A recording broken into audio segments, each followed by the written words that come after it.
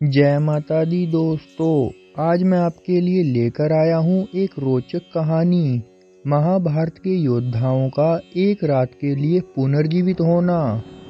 दोस्तों, महाभारत के युद्ध में असंख्य योद्धा वीरगति को प्राप्त हुए, लेकिन एक कथा के अनुसार युद्ध समाप्त होने के बाद वे सभी एक रात के लिए पुनर्जीवित हुए थे।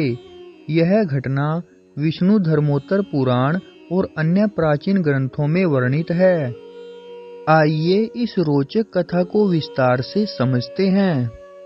कथा का प्रारंभ। महाभारत युद्ध के 18 दिन पूरे हो चुके थे। कुरुक्षेत्र में चारों ओर मृत योद्धाओं के शरीर बिखरे पड़े थे।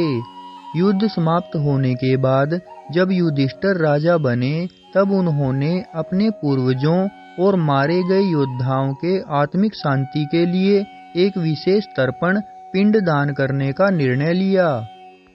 इस कार्य के लिए उन्होंने पवित्र गंगा तट पर जाकर विधि पूर्वक यज्ञ और तर्पण का आरंभ किया। इसी समय ऋषियों और ब्राह्मणों ने उन्हें बताया कि युद्ध में मारे गए सभी योद्धा स्वर्ग या पितृलोक में चले गए हैं, लेकिन वे अपने कुटुंबजनों से अंतिम बार मिलने की इच्छा रखते हैं। रात्रि में वीर योद्धाओं का पुनर्जीवन।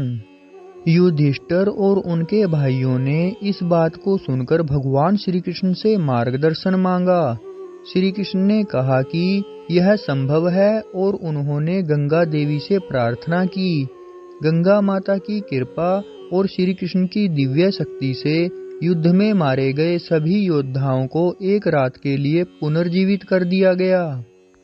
जब रात हुई तो अचानक कुरुक्षेत्र जीवंत हो उठा।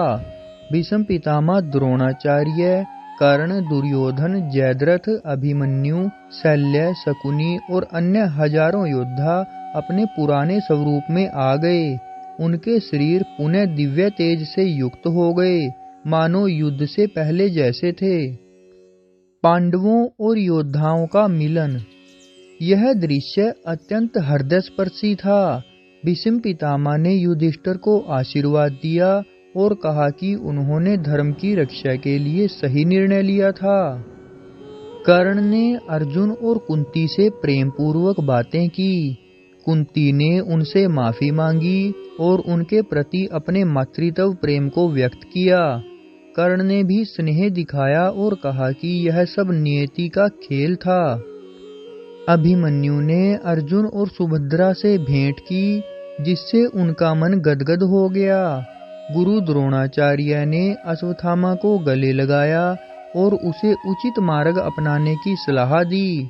दुर्योधन ने भीम से बातचीत की और कहा कि वह अब सारा वैर छोड़ चुका है।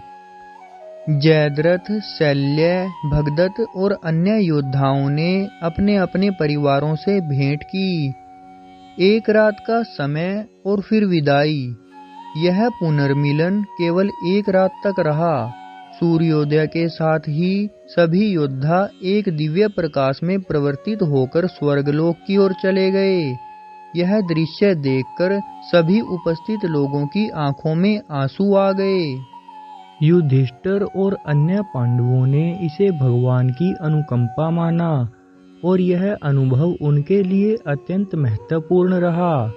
उन्होंने इस घटना के पश्चात अपने पूर्वजों और युद्ध में मारे गए योद्धाओं के नाम पर भव्य यज्ञ किए और धर्म की रक्षा का संकल्प लिया। इस कथा का आध्यात्मिक संदेश। नंबर 1, युद्ध और वैर को अंततः छोड़ देना चाहिए। मृत्यु के बाद कोई शत्रु नहीं रहता, केवल आत्मा की यात्रा होती है।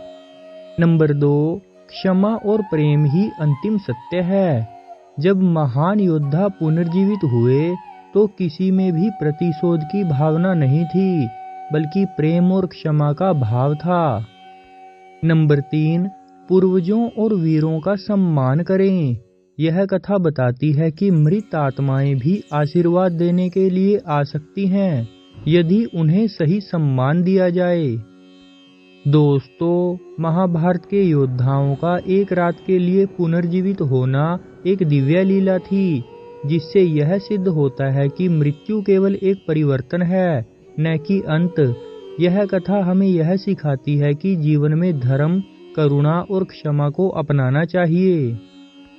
तो दोस्तों, आपको कैसी लगी ये रोचक कथा? प्लीज़ लाइक, शेयर और कमेंट करके ज़रूर बताना। और मेरी आने वाली वीडियोस को देखने के लिए चैनल को सब्सक्राइब करना और बेल आइकन को प्रेस करना ना भूलना। जय माता दी, जय श्री कृष्णा।